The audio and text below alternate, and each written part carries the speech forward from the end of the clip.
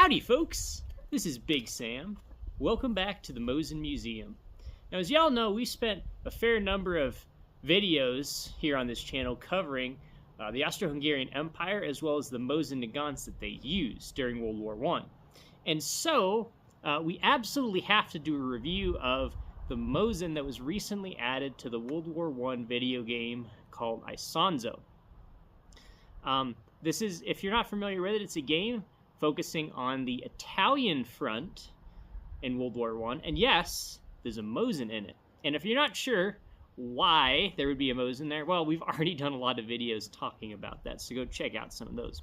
But today, what we want to focus on here is seeing just how well they did, because the studio that developed Isonzo is really renowned for getting the little details really correct.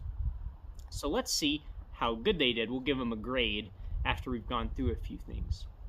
So the first thing we can look at in the Mosin that they've added, and this is the really big and important thing, I think, are the sling swivels, specifically the rear and the front one that we're looking at here.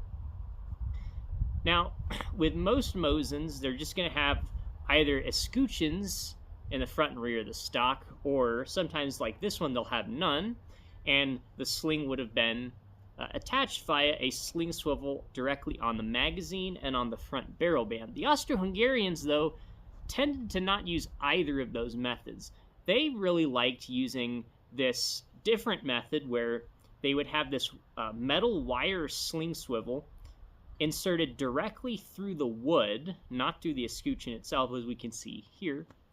And then they would have a couple of different variants, but a lot of them would look something like this. It's basically a sling swivel from the Mannlicher M95 rifle that's just screwed into the bottom of the stock. Not all of them are screwed in.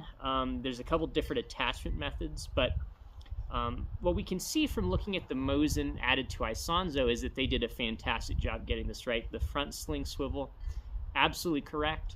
The rear sling swivel, absolutely correct. And that's actually kind of a subtle detail if you're not super used to Mosins. You have to study these things for quite a while to really get the small details down. And despite that, I think they did a fantastic job. So I'm really happy to see that. That was the first thing that I noticed right away. All right, so the next piece we want to take a look at is what about the barrel markings? Because this is also something that they tend to try to do a really good job of, is get barrel markings on their Mosins and you know, just all of their guns they implement in the game in general. And it's cool because you can't always see it, but they really try to get that good attention to detail, and they try to make sure that when you can see it, that it's there. So if we look at the barrel markings really closely on the Mosin and Isonzo, we can see it's actually an 1894 Systrojecz, and it's a very low serial number, and that's great. What's cool about this is they got another really subtle detail correct. They have this AZF marking on the receiver, and the font is spot on. It stands for Artillerie Zugfabrik. This was an arsenal in Vienna that would produce equipment and also would help refurbish weapons captured at the front. They had a railroad that would directly go right by the facility from the front, and they could just bring all of these loads of captured equipment there to refurbish. And so that's what that AZF marking is referred to. What I also love about this marking is that it's slightly off-center. It's slightly angled. And that's absolutely correct. That's what you'd expect to see. Again, that's a very, very, very small detail, but that's one that I can greatly appreciate. Now, there's one slight problem here. They're not going to get a perfect score because you'll see there's a D marking on the barrel, and that's actually a post-World War I marking. That's a finish marking indicating that the throat of the chamber has been slightly adjusted to accept the very long Finnish D-166 projectile, which was introduced in the late 1930s. So you wouldn't see that marking in World War I.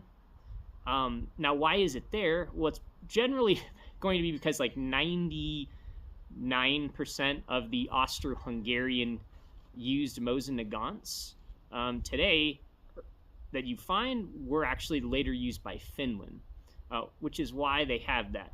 Now, it's not the end of the world. They really did their due diligence to find a great example. So, you know, it's not a 10 out of 10, but it's pretty close. One other thing that's a little bit disappointing is that we don't really see any markings on the side of the rear sight base. Now, the Russian markings would be 4, 6, 8, 10, and 12. Those are in Arshins. Now, the Austro-Hungarians would actually renumber the sight base to 2, 3, 4, 5, and 6, and that is in the Schritt unit of measurement, an old Austrian unit of measurement for distance. And it doesn't appear we see either of those, so it looks like that's one thing they kind of missed. Again, a little bit disappointing, but I mean, we're really being quite nitpicky here, if I'm honest. Now, it brings up an interesting point, though. What caliber is this in? Because the Austro-Hungarians would use, well, 2 or 3 different calibers, depending on how you look at it. They would use the standard Russian cartridge. They would also adapt these into 8x50 rimmed. That's when you would see them renumbered to the 2, 3, 4, 5, and 6.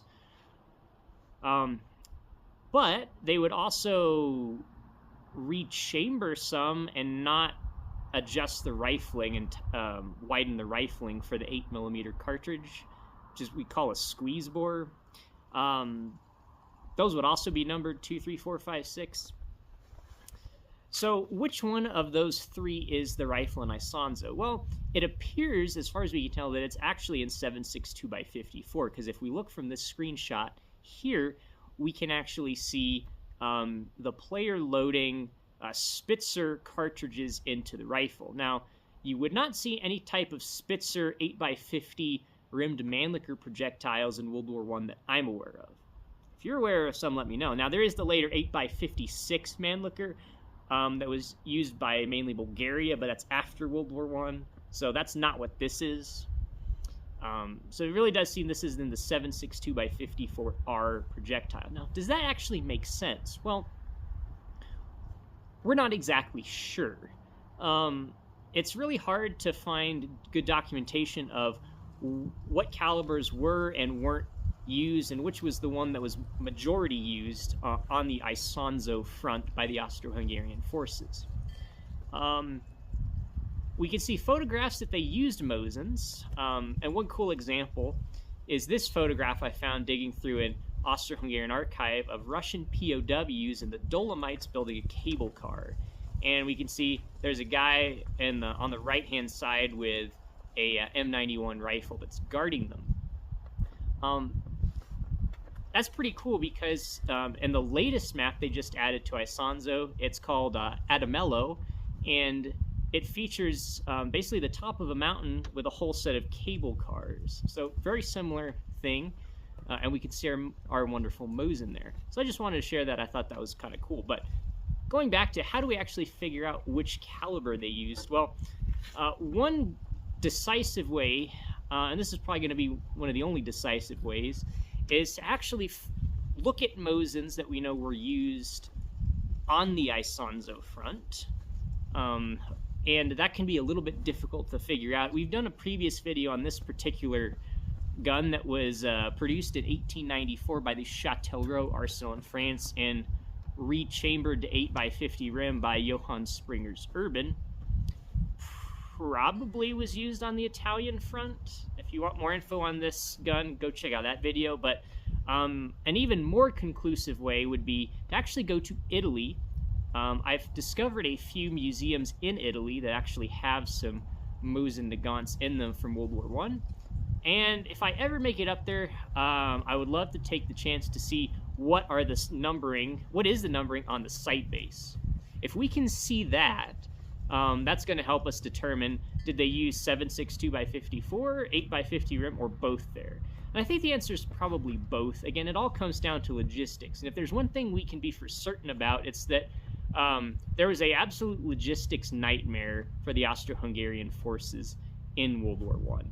So I think it's certainly possible that both were used, but only time will tell. We got to do a little bit more detective work, and I got to find some time to actually go to Italy, which we'll get to there someday. But as a whole, again, the Austro-Hungarian Mosin that's been added to Isonzo, you can be rest assured that this is the most accurate depiction of an Austro-Hungarian Mosin that's ever been featured in a video game.